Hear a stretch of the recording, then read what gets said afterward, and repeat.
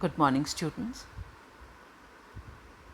I have already given you a background of Alfred Lord Tennyson and his poem Ulysses.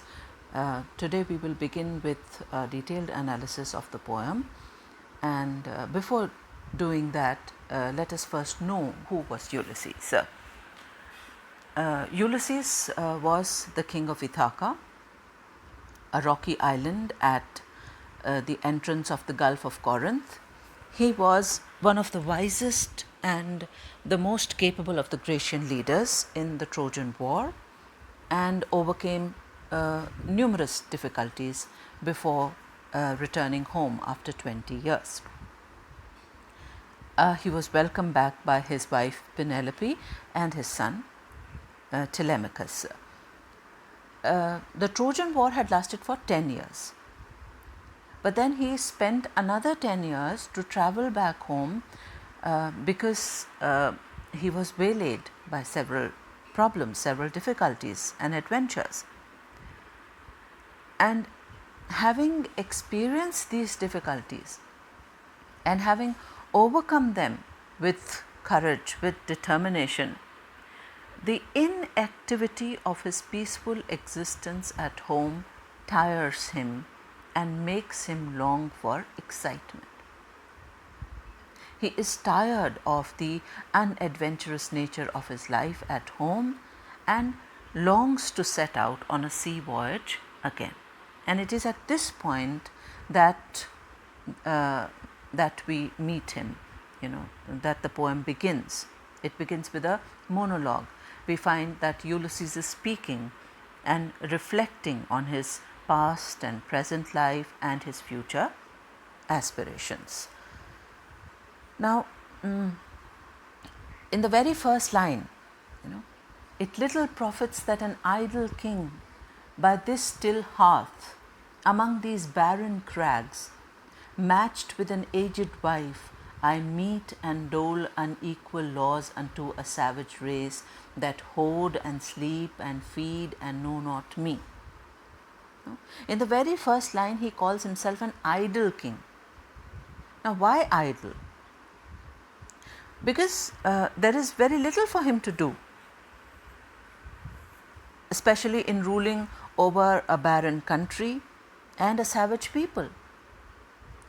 Barren country because it is a rocky island, and a savage people,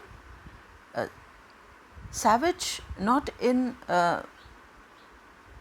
a negative way, but savage meaning simple people, ordinary folks, who are easily satisfied, who have no desire to live life differently.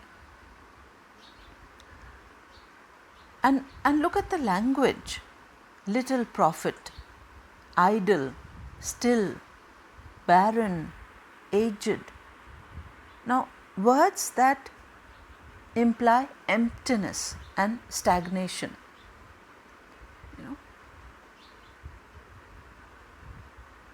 Ulysses feels stuck, feels trapped, to an aged partner, to a still hearth, to the throne. He feels irrelevant in the situation he is, and he feels that he is not suited to mete and dole. To mete and dole, to dispense the duties of a king, especially for a people who are content with an ordinary existence, who hoard and sleep and feed and know not me, he says. That is, whose petty day-to-day interests cannot comprehend his experiences of the gods, of warfare and adventures in many countries. And I think what irks him the most is that his subjects do not know him, they do not realize his worth. Now, that is also a fact that he was away for 20 years. So how will his subjects know him? But then he complains, he laments that he is not suited to his job, not only because his nature is different, but also because his subjects do not know him, do not realize his worth. So we find that the first 5 lines of the poem convey his restlessness, his boredom.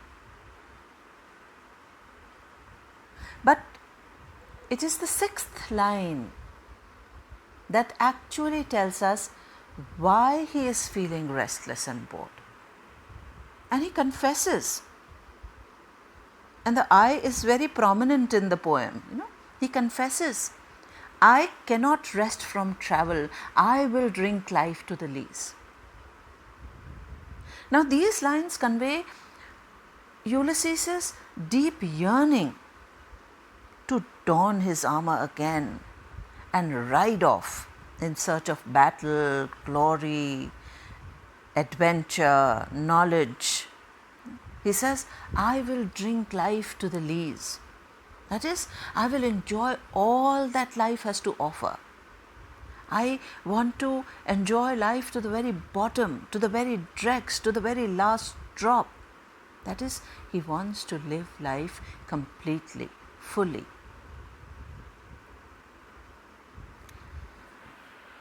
In the next few lines, he tells us about his experiences, his adventures, his travels on land and on the turbulent waters with his companions and alone. And he says, all times I have enjoyed greatly, have suffered greatly, both with those that loved me and alone, on shore, and when through scudding drifts the rainy Hyades vex the dim sea.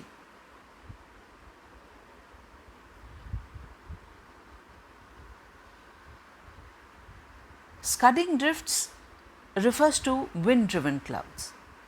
The rainy Hyades literally means the rainy ones. A group of 7 stars, a constellation of stars whose rising and setting were accompanied by heavy rain.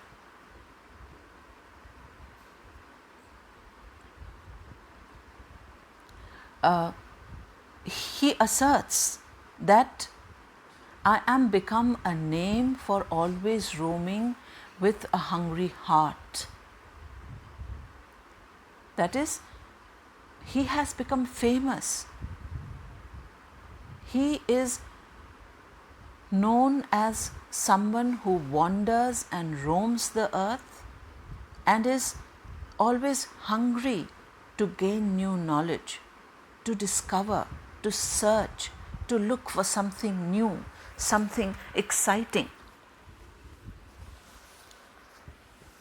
He informs us about all that he had seen during his travel, during his wanderings. Much have I seen and known, cities of men and manners, climates, councils, governments, myself not least but honoured of them all, and drunk delight of battle with my peers far on the ringing plains of windy Troy. In these lines, Ulysses tells us that he has visited a variety of different places with different manners, weather, different kind of governments, etc.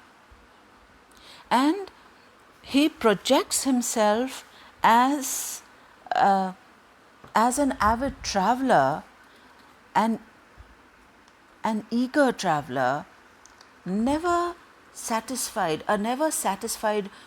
voyager with an insatiable desire, hungry heart, insatiable desire to see as many places as he can.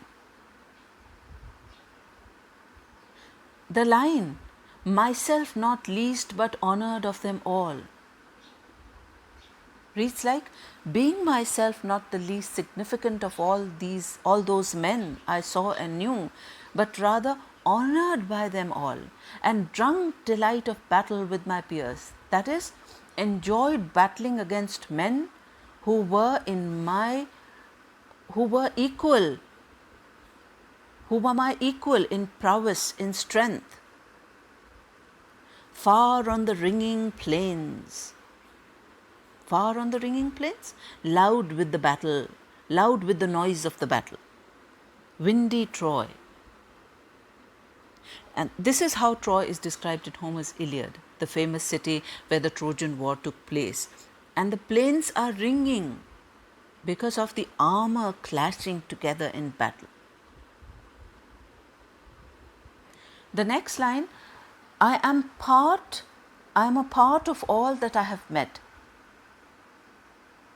tells emphatically that his past experiences are an integral part of who he is.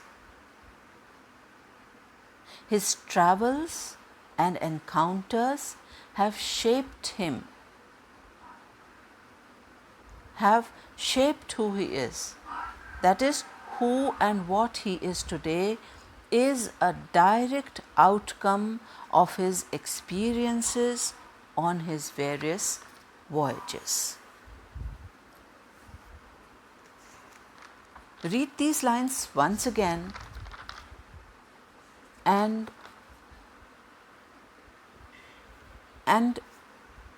notice that in these lines he has in a way given you a history of his past life, of his